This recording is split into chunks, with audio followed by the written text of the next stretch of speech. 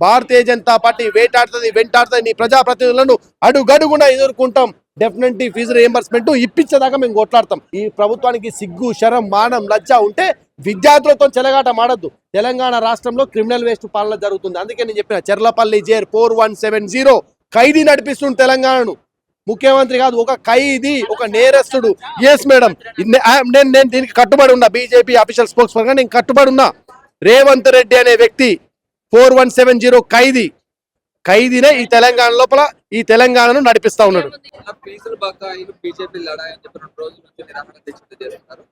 ఇంతకు ముందు కూడా చాలా వరకు కూడా ధర్నాలు జరిగినాయి. చాలా మంది విద్యార్థులకు అందరూ కూడా సపోర్ట్ గా వచ్చారు. ఇప్పుడు దీక్ష కూడా విరమించడం జరిగింది. దీనికి దేనికి సంకేతం అంటే ఎలాంటి సంప్రదింపులు జరుపుకుంటా దీక్ష విరమించడం? అయితే ఈ ఫీజు లడాయి అనేటువంటి ఒక్క రోజున ప్రారంభమైంది కాదు, 30 రోజుల కిందనే ప్రారంభమై మండల స్థాయిలో ఉద్యమాలు నిర్మితం చేసి కళాశాల వెళ్ళి విద్యార్థులను జాగృతం చేసి వాళ్ళకి అండగా మేము ఉన్నామని ఒక భరోసా ఇస్తూ వాళ్ళతో 5 లక్షల సంతకాల సేకరణ చేసి ఈరోజు ఇక్కడ ఈరోజు నిరాహార దీక్ష చేయడం జరిగింది. ఈ 2 రోజుల నిరాహార దీక్షలో ప్రభుత్వం స్పందిస్తానని మాకేం ఆశ లేదు, కానీ ప్రజల్లో చైతన్యం రావాలి, ప్రజల మధ్య ఈ విషయం నలగాలి అనే విషయాన్ని ఈరోజు ప్రజల ముందు ఈ ప్రభుత్వాన్ని ఎండగట్టడం కోసం ఇది చేసినాం. ఎలాగో సిగ్గులేని చేతగాని ప్రభుత్వమే రేవంత్ సర్కార్. ఇది 4170 నడిపిస్తున్న ప్రభుత్వం. మహేష్ అంటే హెచ్యు అనే ఒక కేర్ ఆఫ్ అడ్రస్, రామచంద్రరావు గారు అంటే ఉస్మానియా అనే ఒక అడ్రస్, మరి రేవంత్ రెడ్డి అంటే ఏంది అడ్రస్? చెర్లపల్లి జైలు అడ్రస్ అండి. ఓ క్రిమినల్ నడిపిస్తున్న ఈ రాష్ట్రంలో మేము ఇంతకంటే పెద్ద మేము ఎక్స్పెక్ట్ చేయలేము. తెలంగాణ రాష్ట్రంలో విద్యార్థులను మోసం చేసినటువంటి ఈ ప్రభుత్వం దగ్గర ఇంతకంటే ఎక్స్పెక్ట్ చేయలేము. అందుకే రాహుల్ గాంధీ దగ్గరికి ఆయన ఆ రోజు భరోసా కార్డులు ఇచ్చిండ్రు. ఆనాడు భరోసా కార్డులు ఇచ్చిండ్రు, 5 లక్షల భరోసా కార్డులు, విద్యా భరోసా కార్డు అని ఇచ్చారు కదా. ఈ 5 లక్షల నుంచి విద్యార్థులు స్కాలర్షిప్లు కట్టుకోవచ్చు, ట్యూషన్ ఫీజులు కట్టుకోవచ్చు, హాస్టల్ ఫీజులు కట్టుకోవచ్చు, ల్యాప్టాప్లు కొనుక్కోవచ్చు అని చెప్పారు కదా. ఎవరికి భరోసా కార్డు ఇచ్చినామని చెప్పేసి ఆ రాహుల్ గాంధీని ప్రశ్నించడం కోసమే ఢిల్లీకి ఇక్కడ ఉన్నటువంటి యువమోర్చా మిగతా పార్టీ నాయకులంతా వెళ్ళి ఆ ఉత్తరాలు సిగ్నేచర్ పెట్టిన ఉత్తరాలు కూడా సబ్మిట్ చేసే కార్యక్రమం తీసుకుంటాం. నరేంద్ర మోడీ గారు ఇచ్చిన ప్రతి హామీ నెరవేరింది, ఈ హామీ నెరవేరలే అని చెప్పేసి ఏ ప్రజలు చెప్తున్నారో మీరు చెప్పండి. నేను చెప్తున్నా, వీళ్ళంటారు 2 కోట్ల ఉద్యోగాలు అని చెప్తా ఉంటారు. 2 కోట్ల ఉద్యోగాలు పిఎంఈజీపీ కారణంగా వచ్చినటువంటి 1,70,000 కోట్ల కారణంగా 1,70,000 కోట్లు కేవలం startup make in India program కి ఇచ్చిన డబ్బుల కారణంగా ఈ రోజు ప్రతి సంవత్సరం 68 లక్షల ఉద్యోగాలు ఈ దేశంలో సృష్టించబడుతున్నాయి. ఈ నేను చెప్తున్న లెక్క కాదు. ఈ దేశంలో 10,000 యూనిక్రాన్లు, అంటే ఒక్కో కంపెనీ 1000 కోట్ల టర్న్ ఓవర్ ఉంటే యూనిక్రాన్లు అయితే 10,000 యూనిక్రాన్లు సృష్టించబడ్డాయి. 2014 కంటే ముందు ఈ దేశంలో కేవలం 360 స్టార్టప్లు. ఈ రోజు వచ్చినటువంటి స్టార్టప్ కంపెనీలు 2.5 లక్షల స్టార్టప్ కంపెనీలు. ప్రపంచంలోనే 4వ అతిపెద్ద ఫైనాన్షియల్ ఎకానమీగా భారతదేశం, ప్రపంచంలోనే 3వ అతిపెద్ద ఆటోమొబైల్ ఇండస్ట్రీ భారతదేశం, ప్రపంచంలోనే అతిపెద్ద మొబైల్ మ్యానుఫ్యాక్చరింగ్ యూనిట్ భారతదేశం, ప్రపంచంలో అతిపెద్ద యూపీఐ ట్రాన్సాక్షన్ దేశం భారతదేశం. ఆ స్థాయికి మోడీ పట్టుకపోయాడు. ఇంకా వీళ్ళు ఓన్లీ ఇదే చెప్తారు, 2 లక్షల ఉద్యోగాలు తప్ప ఇంకోటి ఏం కాదు. దిమాగి నక్సల్స్ అంటే అర్బన్ నక్సలైట్స్ అంటున్నారు, ప్రొటెక్ట్ చేసిన ప్రతి ఒక్కరు దిమాగి నక్సల్స్ అని చెప్పి కూడా నరేంద్ర మోడీ కూడా చెప్పడం చూస్తున్నాను. ఇప్పుడు రామచంద్రరావు గారు దేనికి సంబంధించిన వాళ్ళు? దిమాగి నక్సల్స్, అర్బన్ నక్సలైట్? రామచంద్రరావు గారు అర్బన్ నక్సలైట్, దిమాగ్ నక్సలైట్ ఏం కాదే. అర్బన్ నక్సలైట్, దిమాగి నక్సలైట్ మొన్ననే బయటకు వచ్చారు కదా, అక్కడోడు బయటకు వచ్చారు కదా. ఎవరు బయటకు వచ్చారు? చిదంబరం బయటకు వచ్చిండు. చిదంబరం గతంలో అధికారంలో ఉన్నప్పుడు ఏం చేశారు? చిదంబరం గారు గతంలో అధికారంలో ఉన్నప్పుడు ఎవరైతే బురాని వాడిని చంపేస్తే బురాని వాడిని చనిపోతున్నట ఒక అమాయక యువకుడు చనిపోయినట. అదే బురాని వాడిని 200 మందిని కశ్మీర్లో చంపేసారు. 200 మంది అక్షరాల ఇలాంటి వాళ్ళు, యాకూబ్ మెడన్ లాంటి వాళ్ళు, ఉమర్ ఖలీద్ లాంటి వాళ్ళు, కన్నయ్య లాంటోడు, వీళ్ళంతా కూడా అర్బన్ నక్సలైట్లే. తెలంగాణలో కూడా అర్బన్ నక్సలైట్లు ఉన్నారు. వీళ్ళు కూడా బయటకు వస్తారు. కలుగు లోపల మంట పెట్టినప్పుడే బయటకు వస్తారు కదా, అదే ఇప్పుడు జరుగుతూ ఉంది. డెఫినెట్లీ అర్బన్ నక్సలైట్లు, దిమాగి నక్సలైట్లు వేరేం కాదు. అర్బన్ నక్సలైట్, దిమాగి నక్సలైట్ ఇద్దరు ఒకటే. ఇప్పుడు ఏదైతే సిజేపీ ప్రొటెస్ట్ వెనుకుని నడిపించారో వాళ్ళే ఈరోజు ఎక్కడికైతే మొన్న పోయి ఈయన రాహుల్ చెప్తున్నారు రేవంత్ రెడ్డి, నాది ఎందుకు బంద్ చేసిరు, నాకు ఎందుకు యూఎస్కు పర్మిషన్ ఇవ్వలే అని చెప్పేసి యూకేకి పర్మిషన్ ఇచ్చారు కదా. యూకేకి పోయి ఎవరు కలిసిరు? వీళ్ళు మదానిని కలిసిరు. యూకేకి పోయి ఎవరు కలిసి? మాయాని కలిసిరు, దివేజ్ కలిసిరు. వీళ్ళు ఎవరు? Anti India brigades, breaking India brigades. వీళ్ళంతా కూడా సోరస్ నాలెడ్జ్ ను బయటకు వచ్చి ఇండియాను విడదీయాలని కుట్ర చేసిన ఒక టీంతో కలిసాడు. యూఎస్కి పోయి కలవాలనుకున్నాడు. న్యూయార్క్ సిటీ సంబంధించిన మేయర్ కలవాలనుకున్నాడు మమ్దాని. జాకిర్ మమ్దాని ఎవరు? ఇండియాకు వ్యతిరేకంగా పాకిస్తాన్ కు సపోర్ట్ గా మాట్లాడే వ్యక్తి. మొన్న 15th ఆగస్టు సెలబ్రేషన్ లో ఆనవాయితీ ఎవరు మేయర్ ఉంటే వాళ్ళు అందులో పార్టిసిపేట్ కావాలి. ఆయన పెరేడ్ లో పార్టిసిపేట్ కాకుండా, ఇండియన్ ఇండిపెండెన్స్ పెరేడ్ లో పార్టిసిపేట్ కాకుండా పాకిస్తాన్ కు సపోర్ట్ ఇస్తూ మాట్లాడుతూ ఉమర్ ఖాళీద్ ను విడుదల చేయాలని చెప్పి సంతకాల సేకరణ చేసిన పోయి కలుస్తా అని చెప్పిండు ఎవరు రేవంత్ రెడ్డి గారు. సో వీళ్ళంతా ఎవరితో చుట్టరికం చేస్తారు, ఎవరితో దోస్తాన్ చేస్తారు. నీకు అఫీషియల్ టూర్ ఉంటే why you didn't sell enclose your official people. Revanth రెడ్డితో పాటు అఫీషియల్ టీం పోయింది కదా, బ్యూరోక్రాట్స్ పోయారు కదా, వాళ్ళకి చెప్పొచ్చు కదా నేను పలానా న్యూయార్క్ సిటీకి పోతున్నా, ఆయన మమతాని నేను కలవబోతున్నా అని చెప్పాలి కదా. ఎందుకు చెప్పలేదు? ఎవరి కోసం కలవాలనుకున్నావు? కొండలరెడ్డి కోసం కలవాలనుకున్నావా?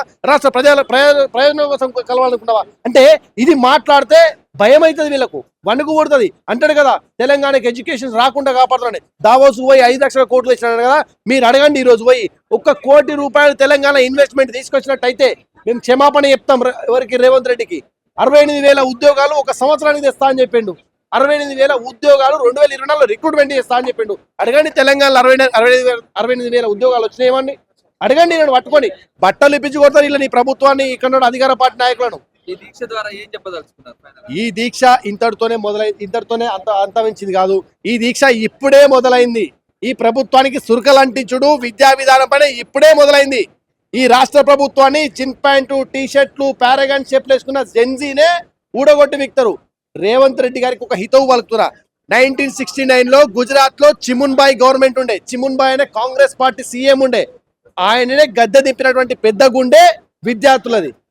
అక్కడ మొదలైంది ఆనాడు చిమున్ బాయ్. తర్వాత మళ్ళీ కాంగ్రెస్ ప్రభుత్వం అధికారం రాలే గుజరాత్ లో. తెలంగాణ కూడా 50 ఏళ్ళు మన అస్తమించేటటువంటి ప్రయత్నం ఈ కాంగ్రెస్ పార్టీ చేస్తుంది రేవంత్ రెడ్డి నాయకత్వంలో. డెఫినెట్లీ మేము చెప్తా ఉన్నాం, విద్యార్థులకు బాసట, భరోసా, కొండంత అండ భారతీయ జనతా పార్టీ. ఇది బడుగుల జనతా పార్టీ కార్యాలయం.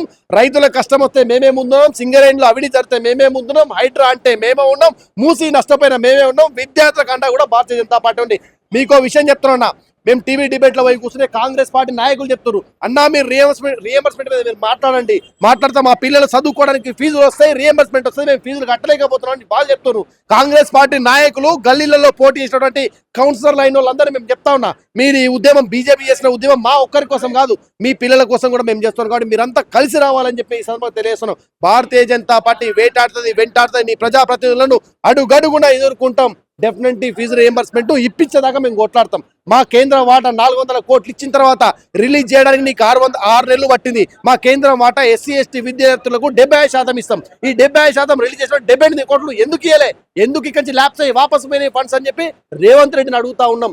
ఈ ప్రభుత్వానికి సిగ్గు, శరం, మానం, లజ్జ ఉంటే విద్యార్థులతో చెలగాట మాడద్దు. నువ్వు చేస్తావు కదా 22A పెట్టి ఒక స్కామ్ చేస్తా ఉన్నావు కదా, ఇంకా విద్యార్థుల పైన నువ్వు ఏం చేయాలంటున్నావు? క్రిమినల్ వేస్టా విద్యార్థులు?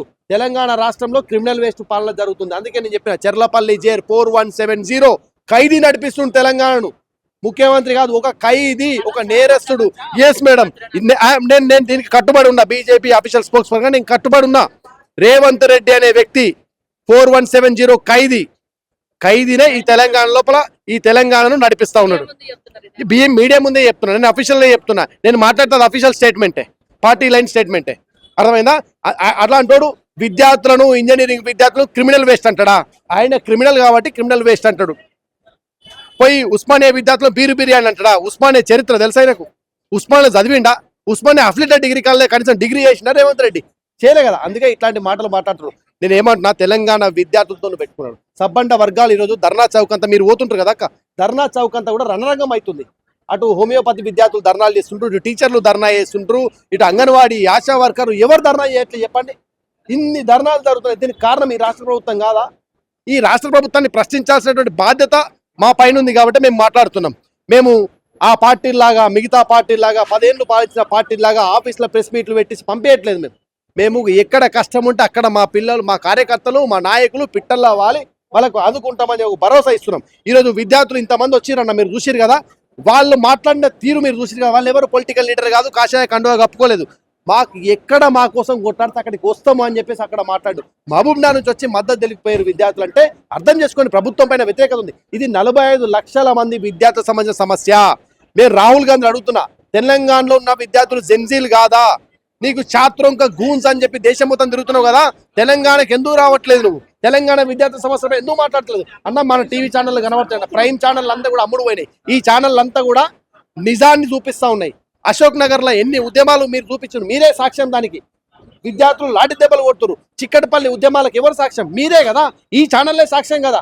నేను చెప్పాల్సిన అవసరం లేదు కదా. ఈ పరిస్థితి తీసుకొచ్చుకుంది ఎవరు? రేవంత్ రెడ్డి కాదా? ఇట్లాంటి రేవంత్ రెడ్డి ఈ రాష్ట్రం కుండన్నా అని చెప్పి మీరు అడగండి, మైక్ పెట్టు 50 మంది ఈడ పెడితే బీజేపీ వాళ్ళు అంటారు. గట్ల మీరు ఎక్కడికైనా పోయి మీరు అడగండి.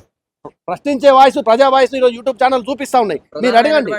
స్టూడెంట్ నాయకులు లేకపోతే నిరుద్యోగులు అందరూ కూడా అక్కడ బీఆర్ఎస్ సభ మీద కూడా కనపడుతున్నారు కదా మరి. అదే అంటున్నా, నేను ఏమంటున్నా, ఈ పార్టీ ఆ పార్టీ అని కాదు, వాళ్ళ కోసం ఎవరు మాట్లాడితే వాళ్ళని హక్కులను చేరుకోవడానికి ఈరోజు విద్యార్థులు, నిరుద్యోగులు, తెలంగాణ ప్రజలంతా కూడా ఈరోజు ఏకమై ఉన్నారు. కాబట్టి దాంట్లో ఎవరు పోరాడితే వాళ్ళతో ఉంటారు. ఈరోజు భారతీయ జనతా పార్టీ ఆ పెద్దన్న పాత్ర తీసుకొని ఫైట్ చేస్తాం కాబట్టి ఈరోజు 8,000 మంది ఇక్కడికి వచ్చు. రేపు ఇంకో సమస్య మేము మాట్లాడితే మాతోనే ఉంటారు విద్యార్థులు కూడా. గతంలో కూడా పేపర్ లీకేజ్ టీఆర్ఎస్ చేస్తే దాని విషయంలో మేము ఫైట్ చేసినాం, ఆయన మాతోనే ఉండే. కానీ తర్వాత ఏం జరిగింది, ఎన్నికల సమయంలో మీరు ఇచ్చినట్టు హామీలు మోసపోయారు. తెలంగాణ ప్రజలు అమాయకులు కానీ చైతన్యవంతులు. ఈ ప్రభుత్వాన్ని డెఫినెట్లీగా మీరు రాసి పెట్టుకోండి అన్న. 2028లో జరిగినా 29లో జరిగినా కాంగ్రెస్ కు 60 సీట్లు కాదు 6 సీట్లు కూడా రావు.